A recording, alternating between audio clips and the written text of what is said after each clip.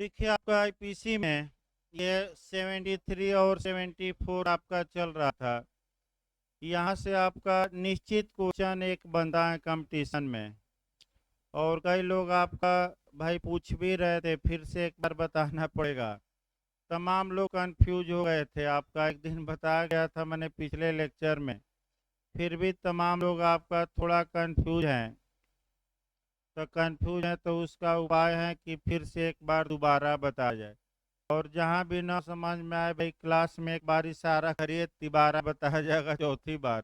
एक बार जरूर इशारा कर दीजिएगा, लेकिन एक क्वेश्चन आपका निश्चित तौर पर पूछा जाता है। देखिए शुरुआत हम एकदम भूमिका से करते हैं। फिर एक बार आपका बता गया था कि किसी अपराधी को पनिशमेंट या दंड क्यों दिया जाए, इस पर हम पहले चर्चा करेंगे। तो आप जब जूरिस्प्रूडेंस पढ़ेंगे तो उसमें आपका न्याय प्रशासन पढ़ना है, एडमिनिस्ट्रेशन ऑफ जस्टिस पढ़ना है। और न्याय प्रशासन को दो भागों में भारत में बांटा गया है। एक एक आपका सिविल न्याय प्रशासन और दूसरा क्रिमिनल, यानी कि पहला दीवानी न्याय प्रशासन और दूसरा आपराधिक न्याय प्रशासन। फिर आपका जब आगे जूरिस्प्रूडेंस में पढ़ेंगे जे के लिए, तो फिर वहाँ सिविल में क्या होता है डिटेल में थोड़ा बताना पड़ता है, क्रिमिनल में क्या होता है ये बताना पड़ता है आपराधिक में। और फिर लास्ट में आपका सामंड महोदय ने दंड के 5 सिद्धांत बताए हैं। यानी कि सामंड ने 5 आपका प्रिंसिपल बताए हैं, बताया है कि क्यों किसी अपराधी को सजा दी जाती है। तो 5 आपका सिद्धांत हैं, 5 उद्देश्यों के लिए बने हैं। उसमें से एक सिद्धांत हमें निकालना है, एक्सपेटरी थ्योरी, यानी कि प्रायश्चितात्मक सिद्धांत, या आत्मग्लानि का सिद्धांत, या आत्म मंथन का सिद्धांत, या आत्म चिंतन का सिद्धांत। चारों एक ही नाम है। पहला क्वेश्चन जो यहाँ राजस्थान ने बनाया कि आत्मचिंतन का सिद्धांत या किन किन धाराओं में समाहित हैं, तो आप दोनों धाराएं मारिएगा, 73 और 74। राजस्थान का ये मॉडल है।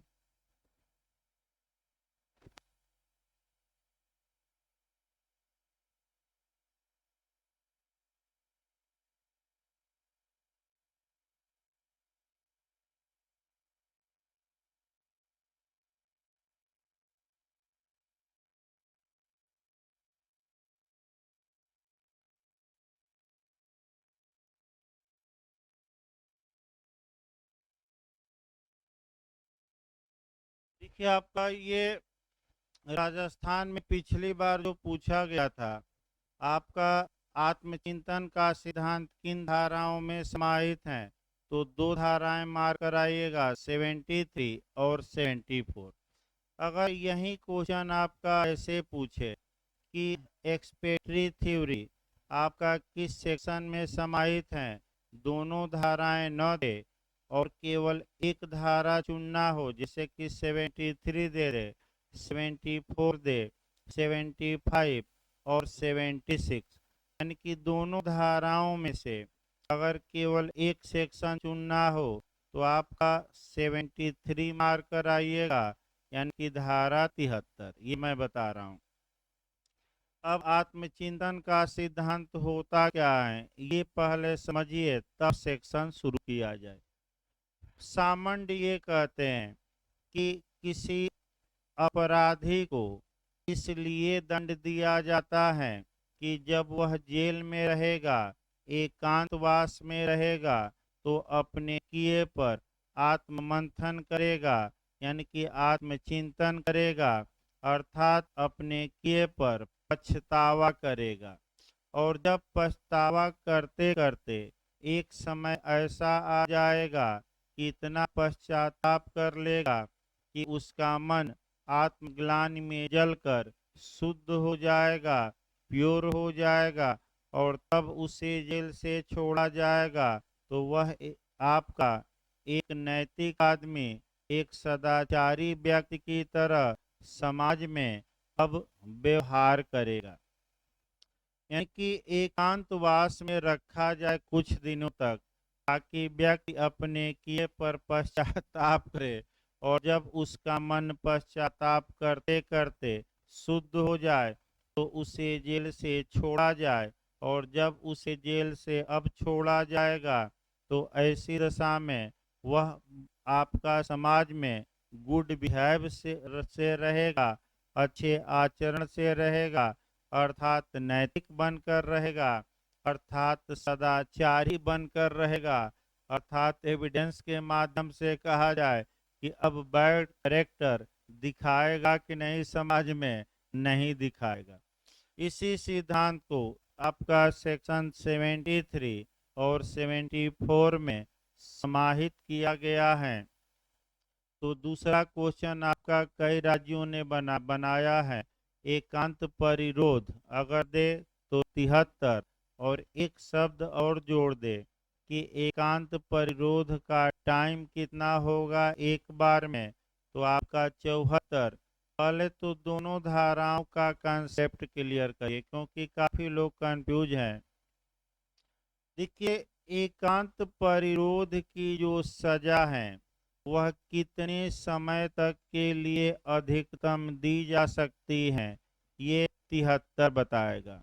और एक बार में जो समय 73 में जो सजा दी गई है, आखिर एक बार में लगातार अपराधी को कितना एकांत परिरोध में रखा जा सकता है, वह जो टाइम है वह 74 सेक्शन बताएगा। यानी कि इसका मतलब 74 केवल टाइम बताएगा कि लगातार कितने दिनों तक एक बार में उसे एक अलग कोठरी में रखा जाएगा। तो एकांत परिरोध का मतलब ये हुआ कि ऐसे व्यक्ति को एक अलग कोठरी में रखा जाता है और उसे बाहर क्या हो रहा है इसकी भनक नहीं लगती। उसी कोठरी में सब व्यवस्था है, भोजन से लेकर पानी तक। बाहर समाज में या जेल में क्या हो रहा है इससे आपका कोई नाता नहीं है। तो समस्या ये है कि जब किसी व्यक्ति को एक जगह पर ही कह दिया जाए कि रहिए, और मोबाइल वोबाइल सब पेपर ऊपर छीन लिया जाए, किसी से संपर्क न रहे, तो एक समस्या ये रहती है कि कहीं आत्मचिंतन करते करते चिंता न कर ले, और चिंता बड़ी बुरी बात होती है। और चिंता कर लेगा तो हो सकता है कि कहाँ पहुंच जाए ऊपर। इसलिए ये हुआ कि पागल भी हो सकता है भाई, लंबे समय तक बंद कर दीजिए तो वह अनसाउंड माइंड भी हो सकता है। अतः कानून कहता है कि लगातार ज्यादा समय तक उसे ऐसी दशा में न रखा जाए, कुछ समय के लिए रखा जाए। और एक बार में अधिकतम कितने दिनों के लिए रखा जाएगा, वह टाइम या अवधि जो बताएगा वह आपका 74 बताएगा। तो फिर एक बार देखिए 73 भाई। देखिए 73 को मैं तोड़ा था कि एकांत परिरोध की जो सजा होती है वह मुख्य सजा में ही समाहित रहती है। यानी कि पहला नियम तो दिमाग में ये बैठाइए कि आपका वह देखा जाए। मान लीजिए ये एक अभियुक्त है, घर में चोरी के लिए दंडित किया गया, 7 साल की सजा दी गई है, 7 साल की मान लीजिए पूरी सजा दे दी गई, तो ये जो सजा होगी मुख्य सजा होगी। यानी कि ये जो सजा या पनिशमेंट क्या है, मुख्य सजा। अब 7 वर्ष तक जब वह जेल में रहेगा, तो ऐसी दशा में 73 ये बताती हैं कि यदि न्यायालय चाहें तो अपने दंडादेश द्वारा आदेश दे सकता है। यानी कि एकांत परिरोध की सजा देने का हक केवल और किसको केवल है, न्यायालय को। ये याद रखिए भाई, न्यायालय आपका पनिशमेंट देते समय ही उसी पनिशमेंट में एक आर्डर लिख देता है। तो क्या जेलर एकांत परिरोध में अपने मन से रखता है कि न्यायालय के आदेश से रखता है तो न्यायालय के आदेश से। अगला क्वेश्चन अच्छा बनता है कि एकांत परिरोध की जो सजा है वह किन अपराधों में दी जा सकती है? सभी में नहीं।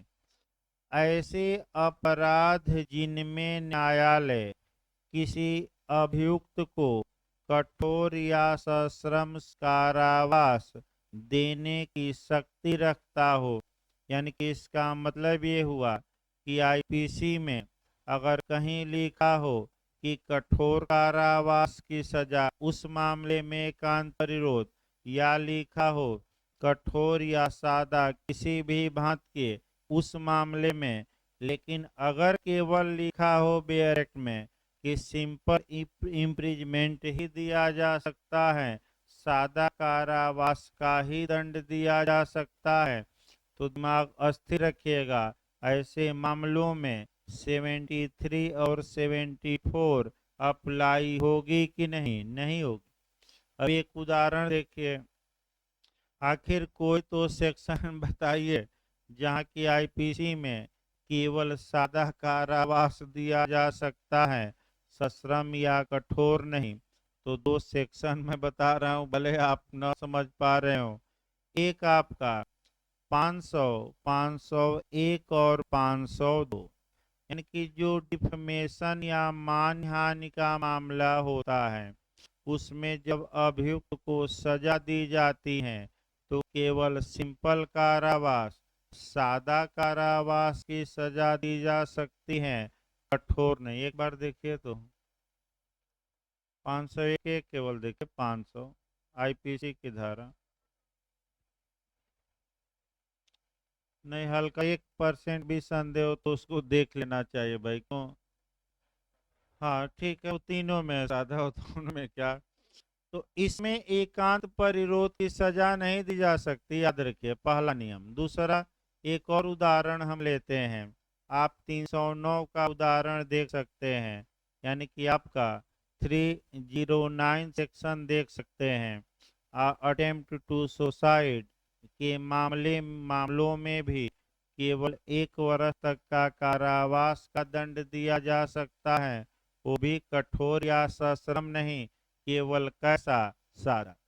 तो समस्या ये आई कि क्या ऐसे मामलों में न्यायालय धारा 73 के तहत एकांत परिरोध का आदेश दे सकता है कि नहीं? नहीं दे सकता। क्यों? क्योंकि न्यायालय केवल ऐसे मामलों में ही 73 के तहत आदेश दे सकता है जिसमें दंड जो दिया जाता हो वह आपका किस भांति का एक हो? कठोर। या तो केवल कठोर, या जिसमें लिखा हो कठोर या सादा उसमें भी दे सकता है।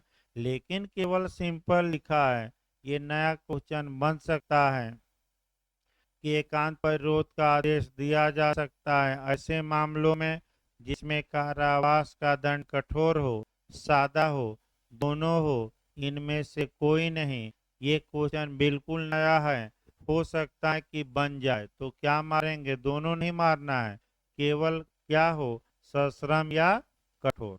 अगला नियम आइए, जो एकांत परिरोध की सजा दी जाती है वह अलग सजा नहीं होती। फिर एक बार देखिए, जो ये 7 साल का दंड चोरी के लिए, घर में चोरी के लिए अभियुक्त को दिया गया है, इसी 7 साल जब वह जेल में बिता रहा है तो इसी दौरान कुछ समय तक वह एकांतवास में रहेगा, और कुछ समय तक कहाँ रहेगा? आम कैदियों के साथ।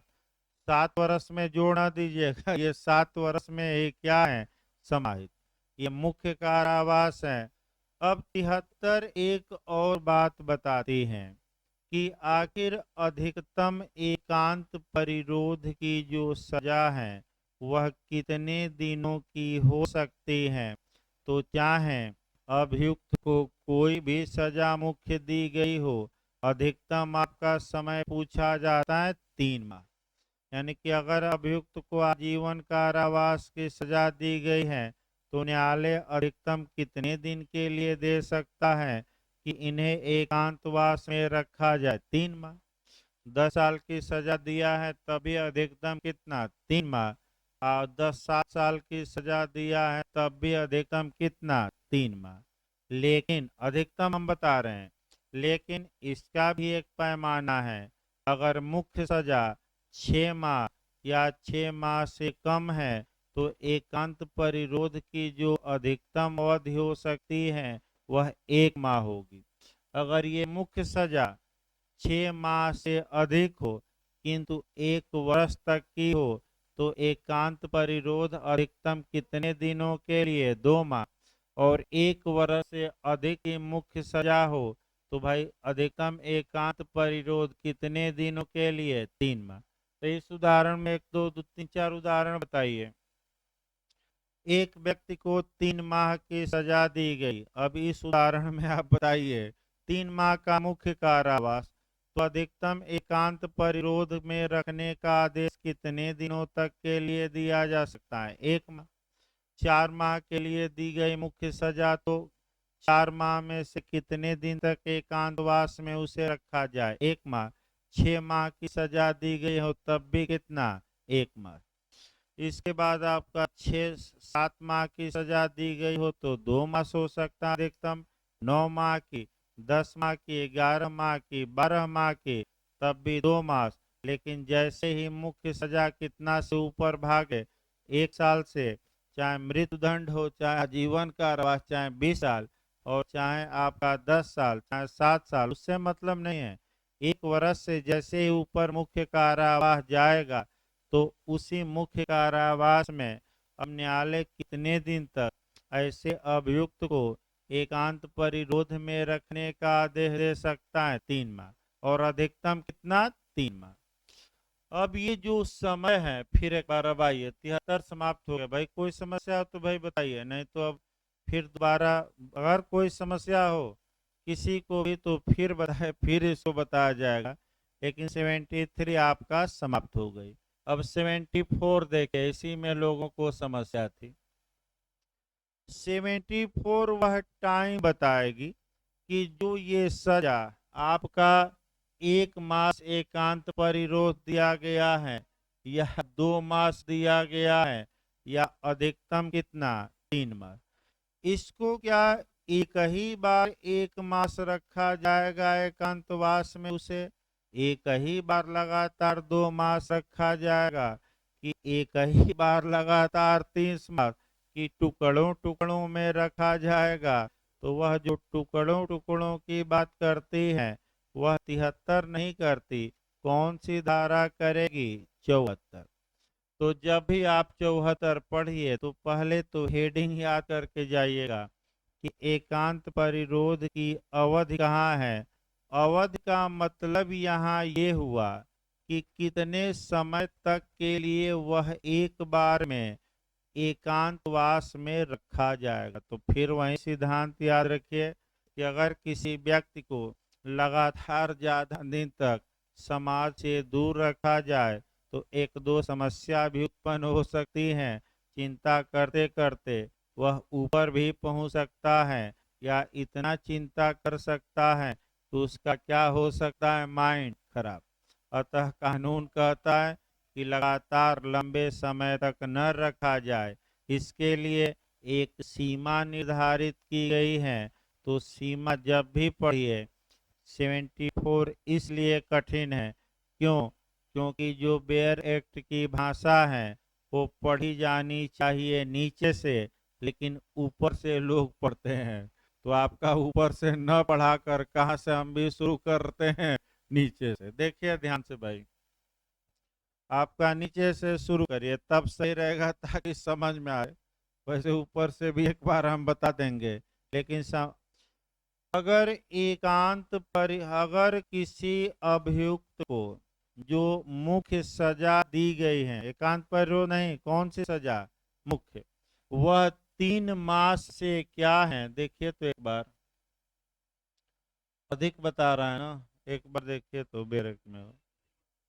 हाँ, यदि फिर एक बार देखिए, अगर किसी अपराधी को एकांत परिरोध की सजा दी गई और जो उसकी मुख्य सजा थी वह 3 मास से क्या थी, अधिक थी। तो ऐसी कंडीशन में पहला नियम ये जानना है कि उसे एक बार में अधिकतम कितने दिनों तक के लिए एकांत परिरोध में रखा जाएगा। तो यहाँ महीना वाइज चलेगा, यानी कि 1 महीने में अधिकतम कितना, 7 दिन। पहला नियम। फिर एक बार यही समझिए, अगर किसी अपराधी के को जो मुख्य कारावास दिया गया है वह 3 मास से अधिक है तो अब महीना वाइज चलाइएगा और 1 महीने में अधिकतम कितने दिनों तक के लिए उसे एकांतवास में रखा जा सकता है, 7 दिन। 7 दिन से अधिक नहीं। महीने में कितना दिन, 7।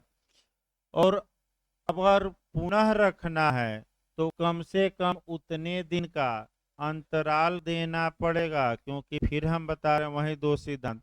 लगातार रखने पर हो सकता है उसका दिमाग खराब हो जाए या चिंता ज्यादा कर दे और ऊपर भी पहुंच जाए खुद ही।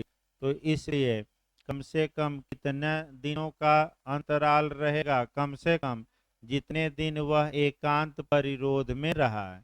तो मान लीजिए 1 माह में लगातार 7 दिन रहा, तो अगले माह अगर रखना है तो बीच में कम से कम कितना दिन का गैप होना चाहिए, 7 दिन। 6 दिन रहा तो कितना दिन का, 6 दिन। 5 दिन रहा तो 5 दिन, यह अधिकतम है। 2 दिन रहा तो कम से कम 2 दिन। 1 दिन रहा तो अगली बार रखेंगे तो कम से कम 1 दिन। ये महीने वाइज चल रहा है। एक उदाहरण देखिए, 23 तारीख से 30 तारीख तक उसे एकांत परिरोध में रखा गया। अब आइए, क्या अगले माह 1 तारीख को पुनः एकांत परिरोध में रखा जा सकता है कि नहीं? नहीं, क्योंकि आपका नियम यह है कि जब अधिकतम 7 दिन आप 1 माह में रखे हैं तो कम से कम उतना क्या देना पड़ेगा आगे रखने के लिए, आपका गैप देना पड़ेगा। तो गैप आपका दिलवाइए 7 दिन कम से कम। तो अगले माह 7 तारीख तक नहीं रखा जाएगा। रखना भी है तो कब से रखिए, 8। इसमें कोई शक हो तो भाई, संदेह हो तो बताइए, नहीं तो अगला नियम चला जाए। ये नियम कब लागू होगा, फिर दिमाग में बैठा रही है। 1 महीना में अधिकतम कितना दिन, 7 दिन। फिर अगले माह रखना है तो कम से कम उतना दिन का क्या हो, गैप। लेकिन ये नियम कब लागू होगा, जब जो मुख्य कारावास दिया गया है वह आपका एकांत परिरोध का नहीं, मुख्य कारावास 3 मास से क्या है, अधिक। अब आप दूसरा नियम आइए यहीं से निकाल लीजिए। यदि मुख्य कारावास 3 मास या 3 मास से कम हो तब क्या किया जाए। इसके लिए पहली लाइन कवर करना है और एक बार में अधिकतम कितना दिन, 14 दिन। आगे रखना है तो कम से कम कितना दिन गैप, 14 दिन। फिर रखिए, महीना वाइज नहीं चलेगा। फिर एक बार देखिए, ये महीना वाइज नहीं चलाना है। अगर किसी अभियुक्त को दंडादेश मुख्य दिया गया है और 3 मास या उससे कम का, तो एक बार में, अब याद रखिएगा, एक बार में अधिकतम उससे कितने दिनों के लिए आपका एकांतवास या एकांत परिरोध में रखा जाएगा। तो वह अधिकतम अवधि 14 डेज हो सकता है, 14 दिन हो सकता है। और फिर दोबारा रखना है तो कम से कम उतना दिन का अब क्या देना पड़ेगा, गैप। तो यहाँ कितना दिन का कम से कम गैप देना पड़ेगा, 14 दिन। तो यहाँ महीना वाइज चल रहा है कि दिन वाइज। अब किसी को न समझ में आया हो तो भाई फिर पूछे। अब ये नहीं कि आपका, क्योंकि कल आपका कई लोगों को नहीं समझ में आया था, न आया हो तो फिर बताया जाए। क्योंकि जब भी पढ़िएगा तो शुरुआती दौर से वो अपवाद दिया है, नियम कहाँ मिलता है, नीचे। तो नीचे से हमने शुरू किया, फिर कहाँ पहुंचा, ऊपर। हमें लगता है कि ज्यादा लोगों को अब समझ में आ गया होगा। इसमें फिर एक बार हम लास्ट में बता दें, अगर मुख्य कारावास 3 मास से अधिक है, एकांत परिरोध का कारावास नहीं, कौन सा कारावास, मुख्य, तो एक महीने में अपराधी को कितने दिन तक एकांतवास में रखा जाएगा? 7 दिन। और फिर अगले महीना रखना है तो कम से कम कितना दिन का गैप? जितना दिन पिछले माह रखा गया तो तत्काल नहीं रखा जाएगा। लेकिन अगर मुख्य कारावास 3 महीना या उससे कम का है तब 7 दिन वाला नियम नहीं। कौन दिन वाला? तो 14 दिन। महीने में 14 दिन के ऐसे 14 दिन, ऐसे महीने में नहीं, 14 दिन रखा जाएगा। उसके बाद पुनः कम से कम कितना दिन गैप दिया जाएगा? 14 दिन। फिर रखा जाएगा, फिर 14 दिन का गैप, ऐसे लगातार नहीं। मान लीजिए 7 दिन रखा गया तो कम से कम कितने दिन का गैप? 7 दिन। 5 दिन रखा गया तो फिर 5 दिन रख दीजिए, से 1 से 5 तक रखिए, फिर 6 से 10 तक बाहर रखिए, फिर 11 से रख दीजिए 15 तक, फिर 5 दिन गए। जितना दिन एकांत परिरोध में रखेंगे आगे उतना दिन कम से कम क्या देना पड़ेगा? गैप। चाहे वो महीना वाला नियम चले या आपका 14 दिन वाला, उससे मतलब नहीं है। गैप कम से कम उतना होना ही चाहिए। अब कोई समस्या तो भाई फिर एक बार कहा जा रहा है, बताइए, नहीं तो अगली धारा चला जाए। 75 देखिए भाई आपका 75 से पिछली बार झारखंड में पूछा गया था एपीओ में, प्रायर कन्विक्शन कहाँ दिया गया है, पूर्व दोष सिद्धि कहाँ दी गई है। तो फिर एक बार समझिए, आपका हो सकता है अंदर से भी क्वेश्चन यहाँ बन जाए तो कोरिलेशन भी करना है। अभी एविडेंस में भी आपका प्रायर कन्विक्शन बताया गया था, सिद्धांत भी पूछा जाता है। कई लोग तो दिल्ली से दौलताबाद तक पढ़ कर आए हैं और प्रायर एक्विट और प्रायर कन्विक्ट यही नहीं जानते, इसका अर्थ ही नहीं जानते।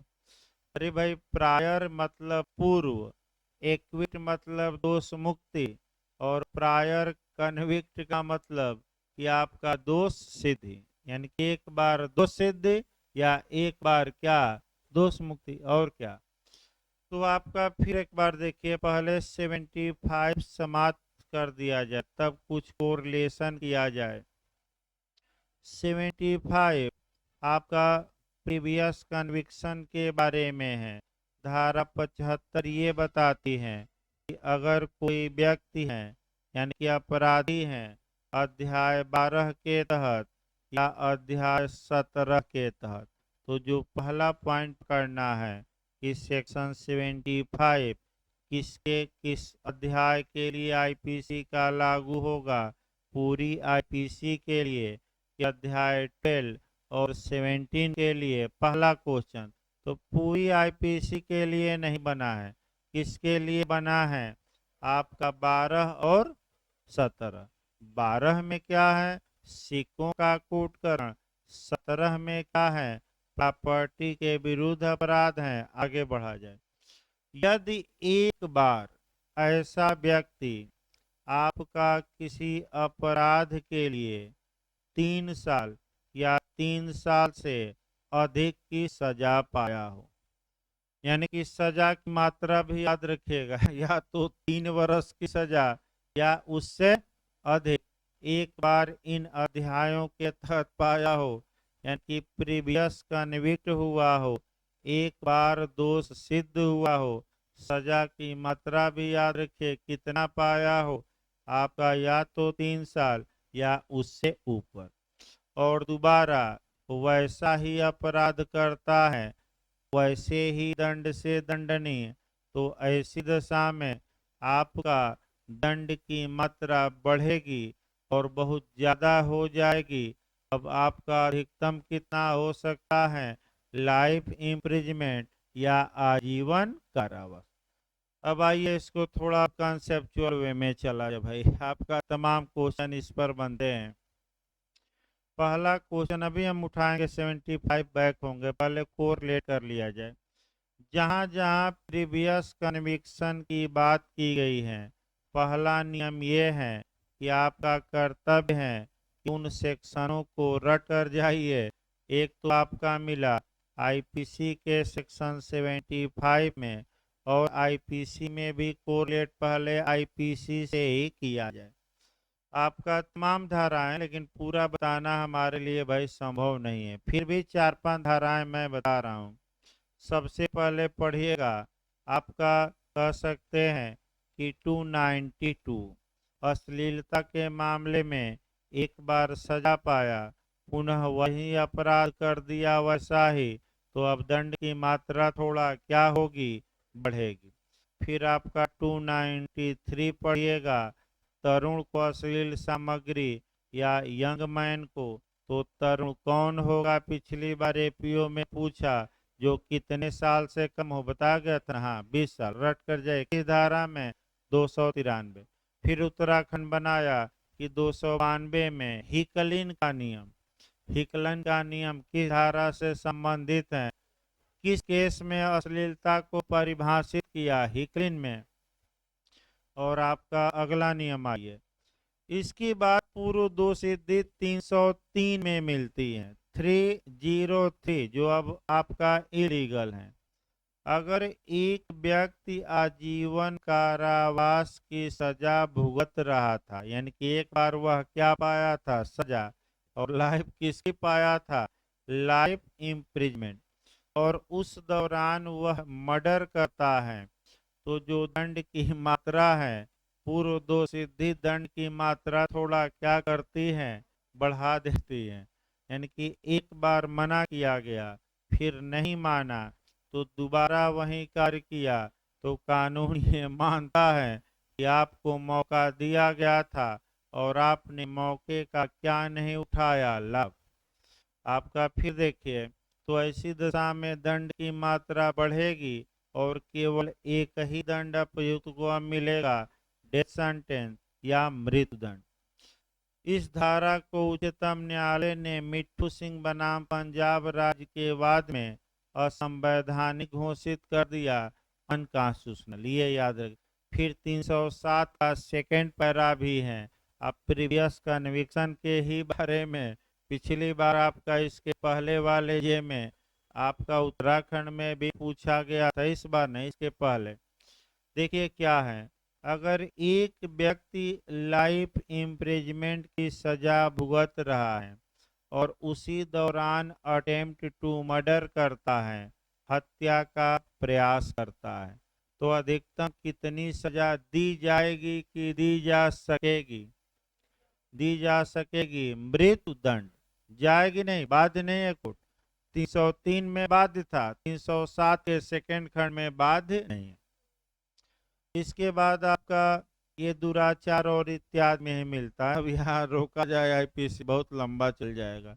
फिर आपका एविडेंस में बैक हो जाइए, आपका निश्चित एक क्वेश्चन बनता है, रट्टा मार कर जाइएगा, प्रीवियस कन्विक्शन आपका कहाँ कहाँ है, तो पहला उठाइएगा एविडेंस की धारा 14 का स्पष्टीकरण 2, यानी कि आपका मन की बुरी दशा के रूप में पूर्व दोष सिद्धि या प्रीवियस कन्विक्शन क्या है, सुसंगत। दूसरा उठाइएगा 40 रे जुडिकेटा के रूप में, विष वैक्सरी के रूप में, प्रान्याय के रूप में, पूर्व आपका दोष सिद्धि रेलेवेंट है की धारा में, एविडेंस की 40। इसके बाद आपका एविडेंस की धारा अभी बताया गया 54 का एक्सप्लेनेशन नंबर कौन सा हमने बताया, पहला कि दूसरा, दूसरा बैड कैरेक्टर के रूप में, बुरा सील के रूप में पूर्व दोष सिद्धि क्या होगी, सुसंगत होगी। फिर 153 का अपवाद नंबर फर्स्ट पूछा जाता है, और उसमें अगर किसी गवाह से प्रश्न पूछा गया, उस प्रश्न का वह आंसर दे दिया, तो उस आंसर का अब हमें क्या करना है, कंट्राडिक्शन, खंडन करने के लिए पूर्व दोष सिद्धि क्या होगी, सुसंगत। एक प्रश्न पूछवाया जाए, एक गवाह आया है, वकील साहब ने प्रश्न पूछा कि क्या तुम इसके पहले किसी चोरी के लिए दंडित हुए थे, अभियुक्त कहता है कि हम कभी भी चोरी के लिए दंडित नहीं हुए। तो अभियुक्त के उत्तर का काट करने के लिए अब वकील साहब तुरंत वह पूर्व निर्णय पेश कर देंगे कि हजूर यही व्यक्ति हैं जो एक बार घर में चोरी के लिए क्या हो चुका है, दंडित, गवाही देने आया है और पहली ही बात में क्या बोल दिया, झूठ। अतः इस पर विश्वास किया जाए कि न किया जाए। ये अटैक किया जाता है, मैं बता दूं किस पर अटैक किया जाता है, अभी आपका गवाह की विश्वसनीयता पर। तो ये एविडेंस में रहा। इसके बाद पुलिस एक्ट में पूछ सकता है धारा 36, पूर्व दोष सिद्धि बताया गया था, विस वैक्सरी, प्रोटेक्शन अगेंस्ट डबल जियोपार्डी, यानी कि पुलिस अधिनियम 1861 की कौन सी धारा याद करके जाएंगे, 36 का सेकंड पैराग्राफ लिखा गया है, एक ही अपराध के लिए एक से अधिक बार दंडित। इसके बाद सीआरपीसी में आइए। अब थोड़ा अभी हम 75 बैक होंगे, थोड़ा एक दो उदाहरण भी देना है, लेकिन अन्य बातें हो जाए तब फिर बैक होते हैं, उदाहरण ही बचा है। लेकिन आपका सीआरपीसी में भी एक क्वेश्चन आ ही जाता है कि पूर्व दोष सिद्धि का आरोप लगाया जा सकता है। ये 211 का क्लास 7 बताती है। सीआरपीसी में कौन सी धारा, 211 का कौन सा क्लास सीआरपीसी का, 7। इसके बाद जो प्रीवियस कन्विक्शन होता है, कोर्ट ऑफ सेशन में पूछा गया था उत्तराखंड में धारा, तो 236 यानी कि 236। इसके बाद 298 पूछा जाता है कि पूर्व दोष मुक्ति या दोष सिद्धि को कैसे प्रूफ किया जाएगा। एमपी थोड़ा अंदर जाकर पूछा कि कैसे साबित किया जाएगा, तरीका बताइए। तो साबित करने के तरीका किस सेक्शन में, 298 सीआरपीसी। अब आ जाइए फिर बैक हुई आईपीसी की धारा 75 पर।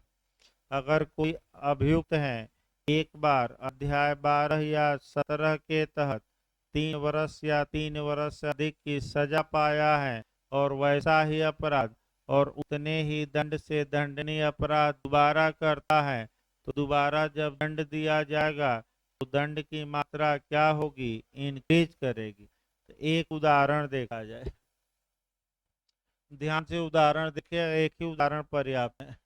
380 का देखते हैं उदाहरण। ए एक अभियुक्त है, घर में चोरी किया है बी के घर में, और ए को न्यायालय ने 4 वर्ष की सजा दी है। तो घर में चोरी के लिए अधिकतम सजा हो कितना सकते हैं, 7 साल। 4 साल वह जेल में रहा, फिर बाहर निकला। जब बाहर निकला तो सी के घर में चोरी कर लिया। अब आप लोग ये बताइए, जो वह पुनः अपराध अध्याय 17 के तहत किया है, वह पहले अपराध के समान दंड से दंडनीय है कि भिन्न दंड से दंडनीय है। तो पहला भी अपराध क्या किया था, घर में चोरी, सजा कितनी हो सकती थी, 7 साल। दूसरा भी अपराध कौन किया, घर में चोरी, इसके लिए भी सजा क्या हो सकती है, 7 साल। तो 75 का नियम लागू हो गया। दूसरा नियम, पहले अपराध में उसे सजा कितनी मिली थी, 3 साल से क्या मिलनी चाहिए, मैं देखिए 3 साल है कि नहीं, एक और एक, हाँ हाँ, 3 वर्ष या 3 वर्ष से अधिक मिलनी चाहिए। उदाहरण फिर कवर करिए। इस उदाहरण में 3 वर्ष या उससे अधिक की सजा उसे पहले अपराध में मिली थी कि नहीं मिली थी। अब जब सी के घर में चोरी किया तो ए पुनः ये साबित हो गया कि ए ने सी के घर में चोरी की। तो जब निर्णय आ जाता है, जजमेंट आ जाता है, तब दंडादेश देने के पूर्व दोष सिद्धि को साक्ष्य में प्रस्तुत किया जाता है। तो सीआरपीसी में एक अच्छा क्वेश्चन बनता है कि प्रीवियस कन्विक्शन को कब तक आपका आरोप में जोड़ा जा सकता है, कब तक एविडेंस में प्रस्तुत किया जा सकता है। 2 ऑप्शन देगा, निर्णय के पूर्व, आरोप के ही समय, दंडादेश देने के पूर्व, इनमें से कोई नहीं। तो भाई याद रखिएगा, किसके पूर्व, दंडादेश देने के पूर्व। क्योंकि जब अभियुक्त कन्विक्ट या दोषित हो जाएगा और सजा अब देनी है, उसी बीच ये दिखाया जाएगा कि हजूर ए तो एक बार पहले भी घर में चोरी किया है, आईपीसी की धारा 75 अप्लाई करिए और ए को दूसरी बार घर में चोरी के लिए अब 7 साल नहीं बल्कि दंड क्या दीजिए, अधिकतम कितना है, बहुत ज्यादा बढ़ रहा है। देख लीजिए कहाँ आपका 7 साल और कहाँ क्या। तो ये आपका प्रीवियस कन्विक्शन है। अगला अध्याय शुरू किया जाए, समाप्त हो गया ये। अब आइए चैप्टर नंबर 4 शुरू किया जाए। चैप्टर नंबर 4 से ही जहाँ तक भूमिका की बात है, वैसे भूमिका से भी एक क्वेश्चन निश्चित बन जा रहा है। और जाकर अब थोड़ा साल भी देखते रहे भाई, क्योंकि आपका देखिए जो लोग चाहते हैं कि बहुत तेजी से पढ़ें तो आपका ऐप पर वीडियो उपलब्ध है, यानी कि बस आपका कुछ ही धाराओं का वीडियो नहीं है, नहीं तो लगभग आईपीसी अध्याय 17 से अलग का वीडियो है, डिटेल में बताया गया है। और आपको लगे कि हाँ हमें जल्दी और पढ़ना चाहिए तो वीडियो स्पीड करके पढ़ सकते हैं, डेढ़ा दूना उसमें है आपका स्पीड करने का ऑप्शन भी। तो अध्याय 4 की पहले भूमिका देखिए और आपका भूमिका से भी आपका कहाँ कहाँ क्वेश्चन बना, स्पेशल एपीओ में कैसे बना, छत्तीसगढ़ में कैसे बना, अभी बिहार जे में कैसे बना, बिहार जे में क्वेश्चन बना था। और लगातार क्वेश्चन ये चैप्टर से बनते रहते हैं। यही एक चैप्टर है जो आपका थोड़ा समय लगता है पढ़ाने में, आपका इसी चैप्टर में टाइम लगता है, लेकिन क्वेश्चन भी खूब बनते हैं। आइए देखा जाए जनरल एक्सेप्शन या साधारण अपवाद। या अब ये समस्या आई कि साधारण अपवाद का मतलब क्या हुआ। तो जब भी अध्याय 4 पढ़िए तो देखिए कितने एंगल से आपको पढ़ना है।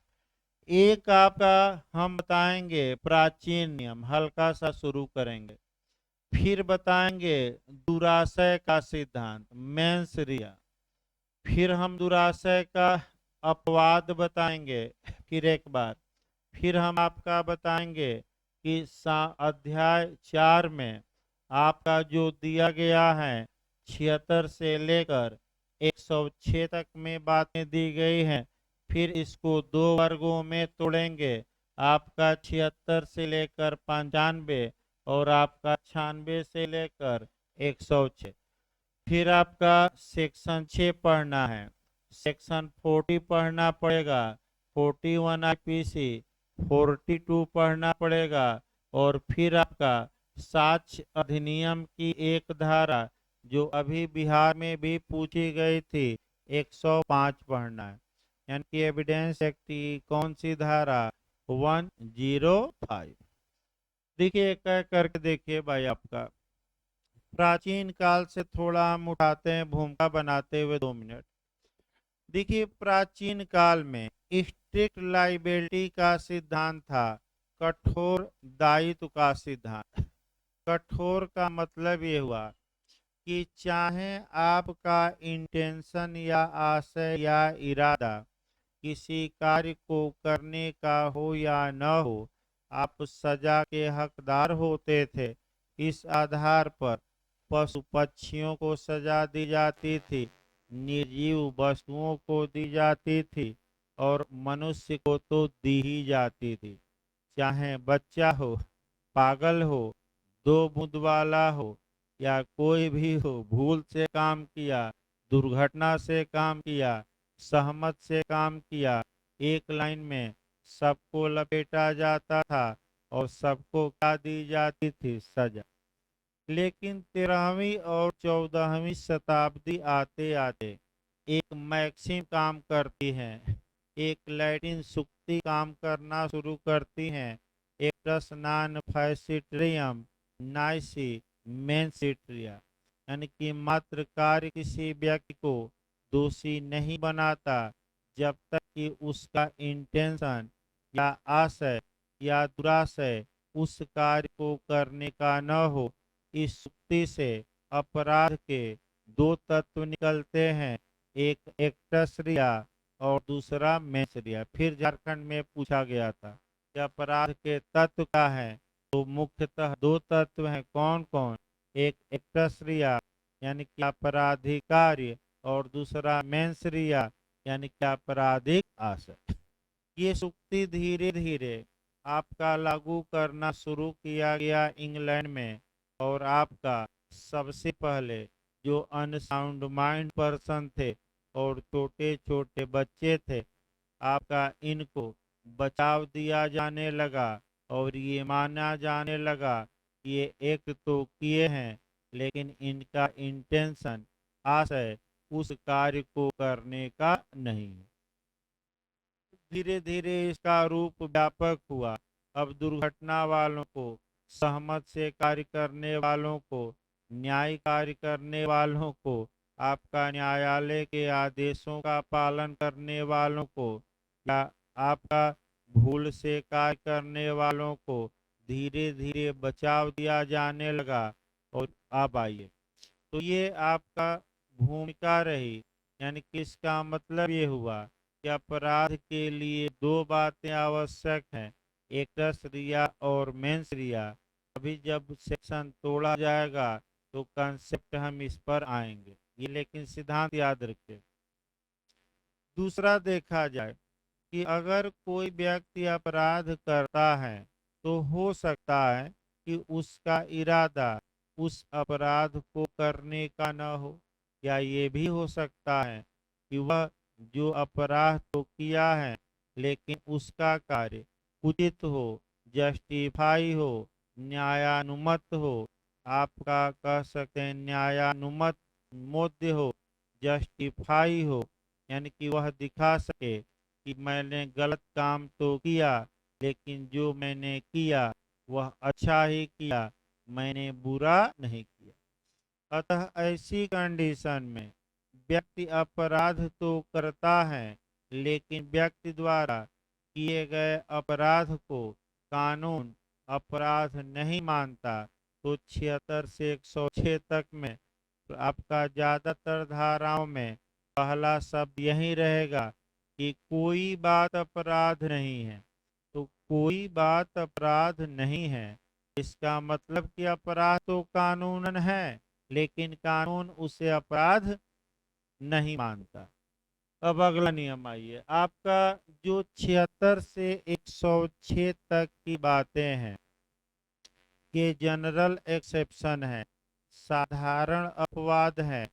साधारण अपवाद का मतलब ये हुआ कि अगर कोई अपराध व्यक्त किया है और अपने मामले को 76 से लेकर 106 तक में सेट कर देता है, तो भले वह अपराध किया हो, कानून उसके कार्य को अपराध नहीं मानेगा। अब तुरंत आपका 44 एक सेक्शन थोड़ा कवर करिए आईपीसी का। इसमें इंजरी या क्षति का वर्णन है।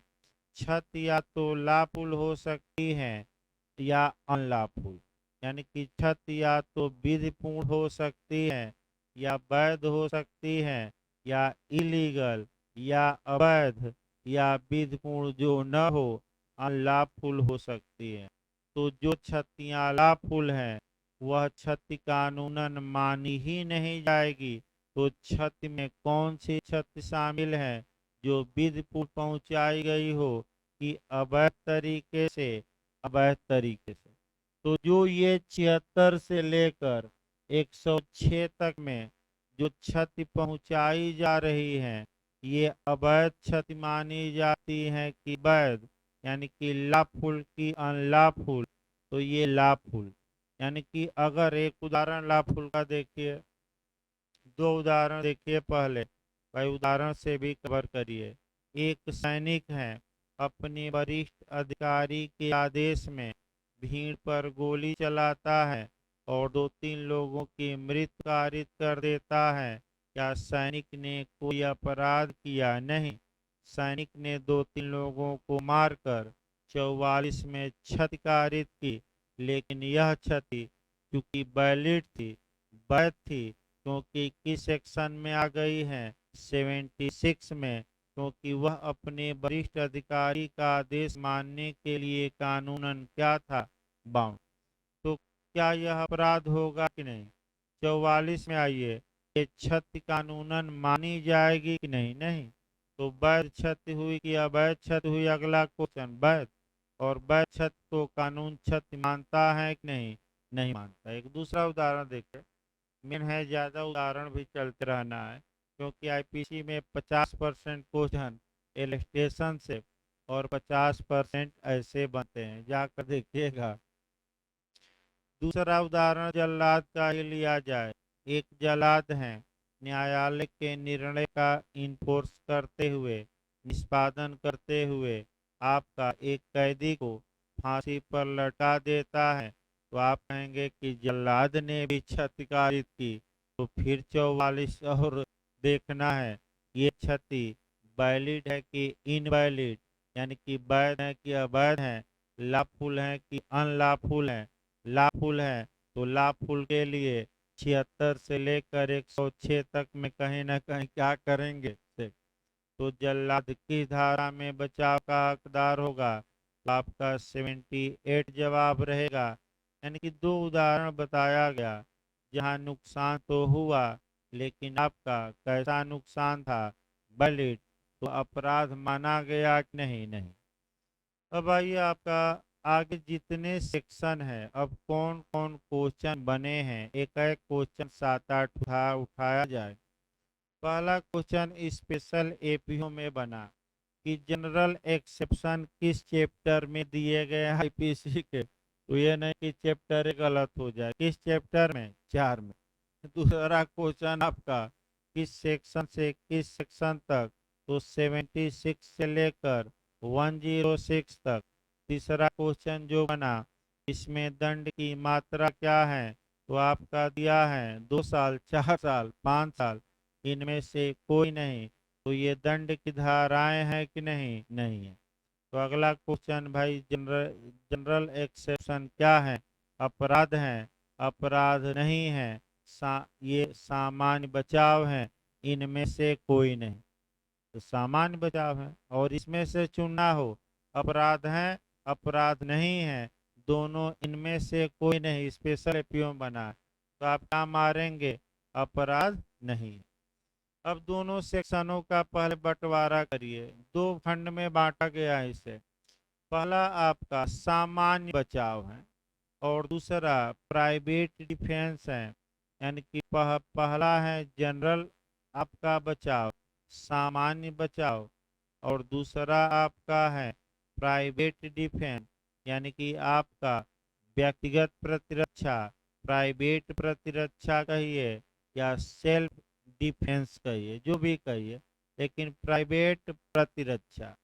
अब जो नया मॉडल आपका बन रहा है भाई, नए लोग वहीं आपका अटैक करना है, जो ये 76 से लेकर और 95 तक में जो साधारण बचाव हैं, इसमें आपका बचाव का बेस क्या है, बचाव का आधार पूछा जाता है, यहाँ थोड़ा सतर्क रहना है।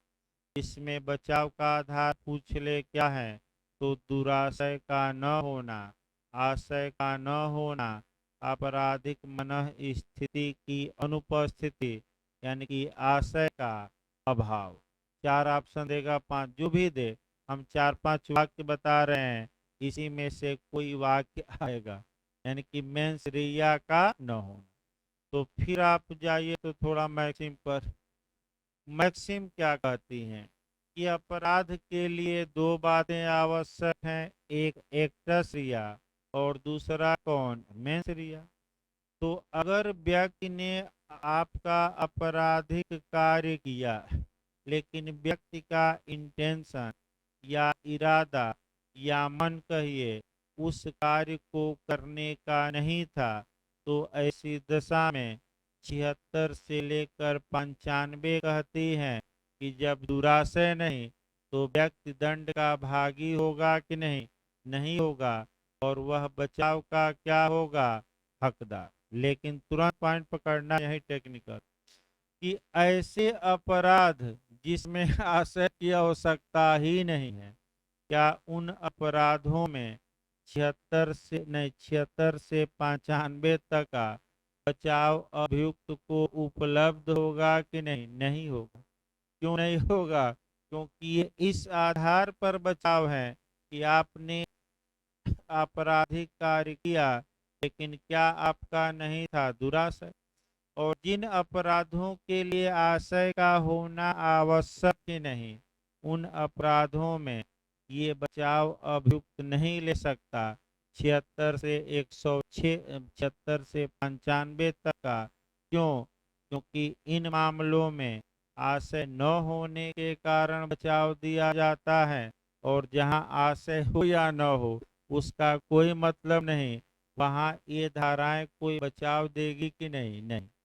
तो मात्र व्यक्ति कार्य के लिए दंडित होगा, इंटेंशन पर ध्यान नहीं दिया जाएगा। तो फिर आपका 5 अपराध याद रखिए, भारत में रट्टा मार कर जाइएगा, घुमावदार भी आ सकता है। पहला आपका बाइगेमी या दुर्विवाह हो गया। आपका क्या 76 से 95 तक का अभियुक्त बचाव ले सकता है? नहीं। दूसरा आपका क्रिमिनल लाइबिल, आपराधिक अपलेख, यानी कि कुछ लिख पढ़ दीजिए, आपका मुख से नहीं। अपराधी मानहानि में भाई वचन से भी हो सकता है, लेख से, लेकिन हम बता रहे हैं आपराधिक अभिलेख यानी कि क्रिमिनल लाइबिल। तीसरा आपका कंटेम्प्ट ऑफ कोर्ट, न्यायालय की अवमानना। चौथा आपका पब्लिक न्यूसेंस, लोक उपताप। और पांचवा आपका किडनैपिंग यानी कि अपहरण। इन 5 अपराधों में क्योंकि इंटेंशन का होना आवश्यक ही नहीं, अतः 76 से 95 तक का बचाव लिया जा सकता है कि नहीं? नहीं लिया जा सकता। एक उदाहरण देखिए, आपका एक उदाहरण देखा जाए सबसे अच्छा किडनैपिंग का। आर बनाम प्रिंस का पूछा जाता है केस, जो लीडिंग केस है। आर बनाम प्रिंस के बाद में जस्टिस का नाम पूछा गया है, ब्लैकबर्न महोदय थे। आर बनाम प्रिंस के बाद में एक एनी फिलिप्स नाम की लड़की थी, जिसकी एज 14 साल मैंने 16 से कम थी। आपका अभियुक्त मिला प्रिंस, पूछा लड़की से कि तुम्हारी एज कितनी है, तो बताई कि 16 से अधिक है। देखने में भी 16 से अधिक लग रही थी। अभियुक्त लड़की को उसकी सहमत से ले गया आपका अपने साथ। पिता ने किडनैपिंग का मुकदमा किया प्रिंस पर, और लड़का कह रहा था कि हजूर, हमने गुड फेथ में काम किया, हमारा इरादा नहीं था। तो कोर्ट ने ये कहा कि जो तुम कार्य किए हो ये अवैध है, अनैतिक है, विधि विरुद्ध है, और किस अपराध की श्रेणी में आता है? कठोर अपराध की श्रेणी में। कठोर का मतलब ये हुआ कि दुराशय का कोई महत्व नहीं है। तो अगर तुमसे भूल भी हो गई, सद्भावना पूर्वक हुई है, तब भी तुम्हें इसका बचाव नहीं मिलेगा। तो फिर नियम याद रखिए, 76 से 95 तक में बचाव का आधार क्या है? कि व्यक्ति आपराधिक कार्य करता है, लेकिन उसका इरादा उस कार्य को करने का नहीं होता। 96 से भी पूछा जाता है। 96 से लेकर 106 तक में प्राइवेट प्रतिरक्षा दी गई है। प्राइवेट प्रतिरक्षा क्या है? यानी कि अपने को और समाज को बचाने के लिए प्राइवेट मन सीमा में रहते हुए बल का प्रयोग करना ही प्राइवेट प्रतिरक्षा है। अब इसको मैं एक बार बताया भी था, फिर मैं एक उदाहरण बता रहा हूँ। इसको समझने के लिए पहले समझिए, तब आधार इसमें भिन्न होगा, और तब दोनों को कोरिलेट करके जो नया क्वेश्चन इस समय बन रहे हैं उसको निकाला जाएगा। फिर एक बार इसको समझिए। एक उदाहरण में एक बार बताया था, वह आपका डॉक्टर साहब का बताया था, फिर एक बार उसी को देखिए। एक डॉक्टर साहब का बेटवा था, और आपका वह सांप पालने का, स्नैक पालने का शौकीन था। अपने बर्थडे में वह मित्रों के मित्र जब आए, यानी कि मित्री आई और मित्र आए, यानी कि मेल फीमेल दोनों आए, तो भाई वही भी लूटा जाता है। यानी कि आपका दिखावा भी तो करना है, कि हमारे घर पर 52 बीघा क्या होता है, पुदीना बोया जाता है, 52 बीघा प्याज उगती है। कई लोग ऐसे हैं जो भले आपका मने रात में लूट करते हो, छिनैती करते हो, लेकिन दिन में अपना पूरा सूट बूट और क्या करेंगे, पहनावा पहन के चलते हैं कि हम तो बहुत बड़े राजा के क्या हैं घर के। तो भाई चाहे राजा के घर को या गरीब घर के, यहाँ सबके साथ समानता का व्यवहार किया जाता है। न कोई खास है न कोई आम है, सभी लोग हमारी दृष्टि में समान है। जो खास बनने का मेरा प्रयास किया वो जरूर धोखा दिया, ये इतिहास गवाह है। तो इसीलिए अब किसी को खास नहीं बनाया जाता, सबके साथ सामान्य व्यवहार रखा जाता है। किसी को, क्योंकि एक दो लोग ऐसे आए और बाद में चूना लगा कर चले गए, तो उसके बाद से आदमी भाई सतर्क रहता है कि कोई, मान के चलिए कि कोई लड़का अगर आपका खास बनने का प्रयास कर रहा है टीचर का, तो एक न एक दिन वह ऐसा कार्य करेगा जिसके कारण टीचर को मान के चलिए शर्मिंदगी होगी। इसलिए अब किसी को खास बनाने से क्या किया गया है, पूरी तरह चाहे गरीब हो अमीर हो सबको एक दृष्टि से देखा जाता है। कोई भी भेद हमने नहीं किया तक, और टीचर करते हैं कि बड़े हैं तो बहुत सम्मान इनके घर का है, अरे ठीक है घर का है तो घर का है, अपनी जगह यहाँ पढ़ने तो आया है ना, घर का है तो भाई घर में रहे, यहाँ तो पढ़ने आया है तो सब बराबर ही है ना, चाहे राजा का लड़का हो या क्या हो, रंग का लड़का हो। और इसीलिए कोचिंग भी चल रही है कि केवल राजा का बहुआ ही जज न बने, गरीब आदमी भी क्या बने, जज बने। भाई 2.5-3 लाख देंगे, जाइए कहीं तो बिना पैसा के एंट्री नहीं, पहले 70-80 हज़ार क्या करिए जमा, और तब क्लास में एंट्री। और एक क्वेश्चन पूछने की हिम्मत किसी को नहीं है कि चूचा कर दे, तो भाई आपका चूचा कर दे। यहाँ तो पूरी खुली छूट है कि जो पूछना हो क्या करिए, खुलेआम 10 बार कहा जाता है कि पूछिए पूछिए, आपका नहीं आएगा तो फिर हम देख कर बताएंगे, तो फिर बैक हुई आपका। तो वहीं डॉक्टर का बेटवा था, यानी कि इसका मतलब यही हुआ कि जब अपने पर लोगों को पड़ती हैं तब समझ में आता है, यानी कि बाप भाई और आपका कह सकते हैं भौजाई के पैसे पर ऐश किया जाता है तब नहीं समझ में आएगा। वहीं जब 5-6 साल बीत जाएगा, तमाम लड़के आते हैं और अभी भी आए हैं, जो बाप ने भाई बुला लिया कि अब हम पैसा नहीं देंगे, फिर कई लोगों के भाई अच्छे अच्छे पदों पर हैं, इनकार कर दिए कि कितना साल पढ़ोगे, 2 साल हो गए अब हम खर्चा नहीं देंगे, अपना अलग देखो व्यवस्था। तो तमाम समस्याएं हैं लड़के लड़कियों के सामने, इसमें कोई शक नहीं है। तो आपका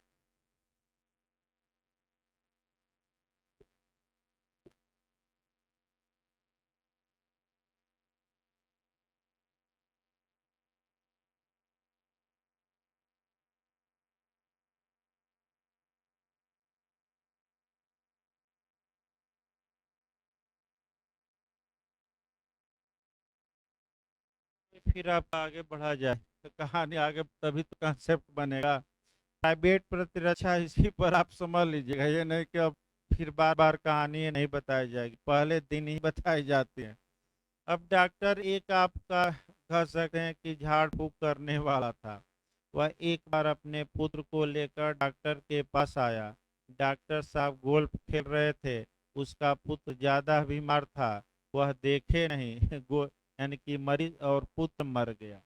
तत्पश्चात डॉक्टर साहब का लड़का जो सांप आपका पकड़ा और थोड़ा उसका मुंह क्या किया, थोड़ा दबाया और मित्रों को और मित्रियों को दिखा रहा था, यानी कि आपका कह सकते हैं कि महिला मित्र और किसको, पुरुष मित्र को बह लेकर कि देखो मैं सांप पाला हूँ और ये जहरीला है, फिर भी मैं इसका मुंह क्या किया हूँ, पकड़ लिया। तो जैसे ही थोड़ा ढीला पकड़ किया, वैसे ही सांप ने हाथ में क्या किया, डस लिया। इसका मतलब एक लाइन ये हुआ, यही प्राइवेट प्रतिरक्षा उत्पन्न, कि जब सांप को ये रीजनेबल या उचित या युक्त या शंका हो गई कि मालिक हमें मुंह दबा कर क्या करेंगे, जान से मार देंगे, तो सांप ने अपने को बचाने के लिए, यानी कि सेल्फ डिफेंस में, प्राइवेट प्रतिरक्षा में या स्वयं की रक्षा में, काट लिया माली को, तो सांप ने कोई अपराध नहीं किया, सांप का कार्य क्षम्य है।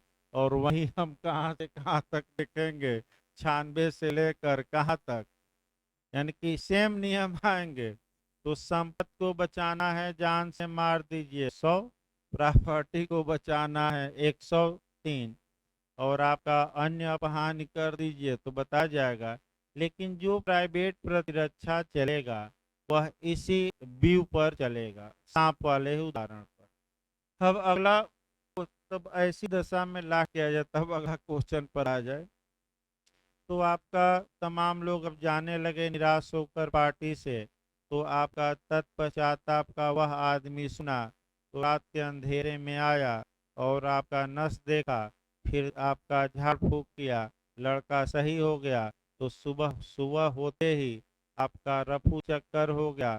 तब डॉक्टर साहब को याद आया कि मैंने बहुत गलती थी, आत्मचिंतन या आत्मग्लान किए, यानी कि 73 और कौन आईपीसी, कि बहुत बड़ी गलती हो गई। इसका मतलब ये हुआ कि आप लाख व्यस्त हो, कम से कम भाई जहां आपका मैंने कह सकते हैं कि लोगों की जान को खतरा है इत्यादि, कम से कम एक बात दो बात उनकी क्या कर लीजिए, सुन लीजिए। इसका कहानी का सबक भी मिलता है कि आप लाख बड़े हो गए हैं, लेकिन फिर भी थोड़ा नैतिकता का क्या करिए पालन। गोल्फ खेल रहे थे, दो पर्ची पर एक दो दवा लिख ही देते तो कौन बड़ा नुकसान हो जाता। तो आगे बढ़ा जाए आपका। तो जो 96 से लेकर 106 तक में जो व्यक्तिगत प्रतिरक्षा दी गई है, इसमें बचाव का जो आधार है, यानी कि अभियुक्त ये दिखाता है कि हजूर हमने वही किया जो उचित था। अगर जज साहब आप भी मेरी कंडीशन में रहते तो आप वही करते जो मैंने किया। अतः मेरा कार्य रिनेबल है, उचित है, जस्टिफाई है, न्यायोचित है, न्यायानुमोद्य है। अतः हमने अपराध तो किया है, लेकिन मुझे क्या किया जाए, बचाव दिया जाए। यानी कि 96 से लेकर 106 तक में जो बचाव का आधार है वह दुराशय का अभाव नहीं, क्या है, कार्य का उचित होना, इंग्लिश में कार्य का जस्टिफाई होना। अब दोनों को मिलाकर क्वेश्चन बनता है, देखिए कैसे, कि सामान्य अपवाद में बचाव का आधार, कुछ में दुराशय की अनुपस्थिति, कुछ में कार्य का न्यायोचित होना, दोनों, इनमें से कोई नहीं। तो पूरा आपका 76 106 तक पूछे तो क्या मारना है, दोनों। लेकिन अगर 76 से 95 तक पूछे तब अलग ऑप्शन जाएगा, केवल क्या मारना है, दुराशय का अभाव।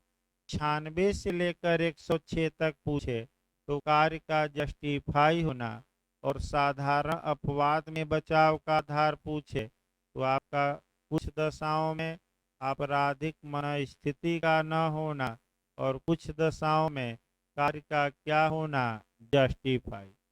भाई 3 मॉडल से आपका क्वेश्चन बनता है, कई लोग गलत करके ही आते हैं। आगे बढ़ा जाए। अब अपवाद दो प्रकार के होते हैं। अभी देखिए आपका बिहार का मॉडल है, बिहार में ज्यादा एक क्वेश्चन आता है। एक्सेप्शन दो प्रकार के होते हैं, एक जनरल और एक स्पेसिफिक या विशिष्ट। अब बिहार ने आपका जो क्वेश्चन बनाया, अब ध्यान से समझिएगा। जो आईपीसी की धारा 499 में कितने अपवाद हैं, 10 अपवाद पूछा गया था। बिहार में कितने हैं, 10। यानी कि मान हानि के मामलों में अब तो अपना बचाव तक है।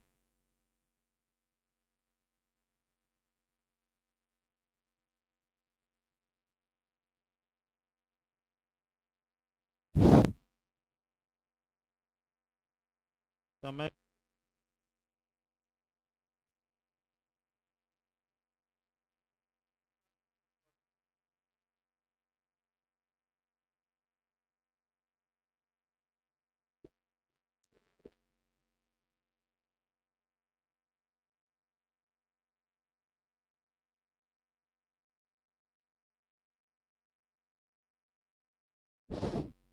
अभी 10 मिनट बाद भाई ऑनलाइन वालों के लिए बताया जा रहा है संविधान नियम चलेगा, और ये जो आईपीसी चल रही थी कल चलेगी अब। यानी कि आपका एविडेंस आपका 2 चैप्टर अब पढ़ कर आइए, अब एविडेंस में आपका उड़ान ही भरना है, आपका समझा कर आगे बढ़ना है। और आईपीसी में आपका भूल मिस्टेक एक लेक्चर ले लेगा। तो रेस्ट ले लीजिए 10 मिनट, तब संविधान नियम 56 चलेगा, डॉक्ट्रिन ऑफ फ्रस्ट्रेशन आज, असंभवता का सिद्धांत पढ़ाना है।